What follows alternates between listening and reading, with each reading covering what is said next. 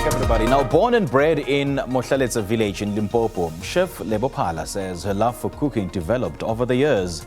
Phala is not only about culinary experiences, but also a professional photographer, videographer, and a visionary who is passionate about women empowerment and promoting African heritage and culture. She is in studio with us this morning to tell us more about her culinary journey. Lebo, a very good morning. Thank you so much for joining us. Welcome. Thank you for inviting me. How did your culinary journey start? When I grew up, actually, I didn't like cooking. And then I think it started when I met my husband. So I had to cook every day. So as I was trying to put together meals every day, so I realized that I've got some creativity in me.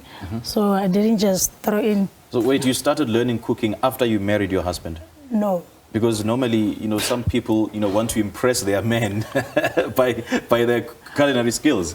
No. So I was cooking before I met him. Okay. There's 5 of girls at home. So what we were doing is we will exchange in terms of cooking and all that. Oh, okay. So, but then during that time, I didn't like the cooking part. Yeah. So, but then when I got married, that's when now I had to learn to do it on my own without my sisters and all that. So then that's when I started to be creative when I was teaching up for him. Then I'll plate and do each and every dish. I'll plate it nicely every day. Then that thing grew, and then that's when I thought maybe I should take it further. Lebo, let's talk about your passion about traditional food and your love for traditional food.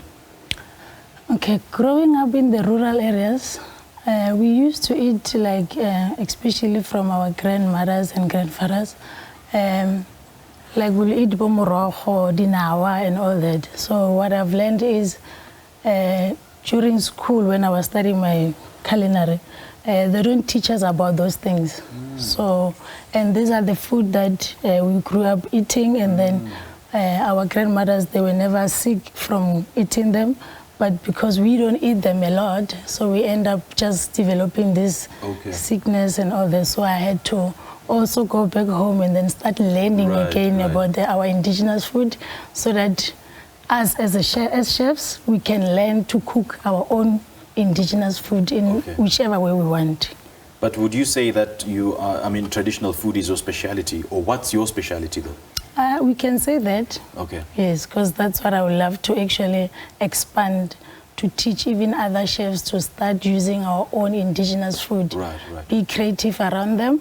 Like you can create any fine dining with our own. With our own traditional food. So what in particular, in terms of your traditional food?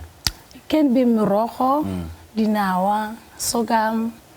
There's a lot that we can, but in most cases is like we all have similar food, all cultures. It's just that we call them in different names. Okay. Yeah. So what's your favorite dish, Lebo? And in terms of cooking a traditional dish, do you cook it the same way as everybody else, or you've got that special Lebo touch? No, it's got that Lebo touch. Okay. Yeah, so obviously because I'm from the school as well. Give us one example of a traditional food and which you sprinkle with that Lebo touch. I can say the sogam. Okay. Yes. So what I do with the sogam is back in the days what we do is just boil it with water and salt. But mine now, what I do is I put, it can be like fruits, just make a salad out of it. Salad out of sogam? Yes. Okay, tell me more. Yeah, so you can put it can be any fruits or cucumber, like your reddish, anything like that. You mix them, and then with the sogam, obviously you have to cook the sogam first. Yes. And then mix the other things on the side, and then put them, and then it can be your summer salad or anything. Wow, wow! I wish to taste that. No. Tell us more about the book that you co-authored. It's on traditional South African food. So you're also a co-author of this book, right? Yes. Tell us more about that. So we were actually covering all the African food, our indigenous, from Africans, Zulu, Tonga, all those. So what I was doing is I was taking this all the way they were cooking them in the olden days, and then I was modernizing them to now, so that if you still want to eat that. And the other thing is they are not easy to be accessed here in Joburg, but then there's ways of getting them here instead of just, only eating those kind of food when you are at home. Okay. Yes, so the book also advises how you can cook your morojo or the sorghum or anything besides just cooking it the olden days, like how we used to do it. How do you constantly improve your cooking skills and, constantly reinvent yourself as a chef? Besides looking in other magazines and books, so now and then I have to try new recipes, like just add my own ingredients to see if this works, this doesn't work. So now and then I have to be in the kitchen and play with all the ingredients, just mix and see what comes out of everything that you've put together. So you can put anything together as long as at the end of the day it can taste nice. Okay. Yeah. Do you enjoy your own food?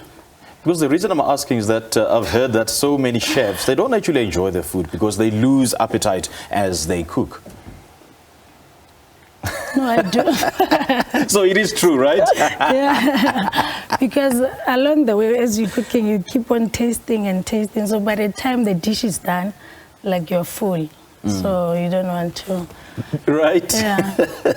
All right, we're well into Heritage Month in full swing. And as someone who loves traditional food, do you want to share your favorite and some meals that you could recommend for Heritage Day this coming Saturday? There's actually a lot. Yeah. Just give us one. So I don't know if what you call morojo, what telele in your language. But it's more similar like a spinach, but it's that one, the sticky one. Oh, okay. Yes, okay. yeah. So you can do that maybe with your pap and maybe other, Yes, and then you can use that sticky thing you can use it to plate, to garnish. To garnish, okay. Yes. Okay. Yeah. So there's quite a lot, even again sorghum. Yes. And then the ponkisi. I'm still here to try that sorghum salad. No, I'll give you the recipe. Yeah, and Lebo and I, the other Lebo, my co-presenter, she'd really appreciate that. All right. Because we love experimenting. Lovely chatting to you. So how do people follow you?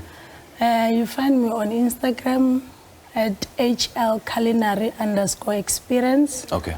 Yes, and then can I give my number? Well, if you're comfortable, go for it.